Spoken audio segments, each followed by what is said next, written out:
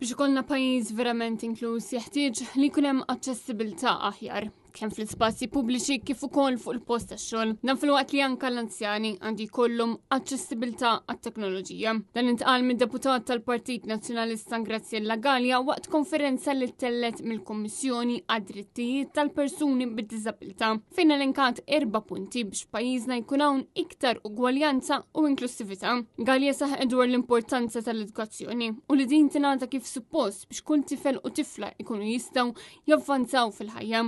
Punt li semmiet ix-Shadow Minister tal-Partit Nazzjonalista kien l-importanza li kull persuna ikollha impjieg li joffrila sodisfazzjon u abbiltà sabiex tifjorixxi.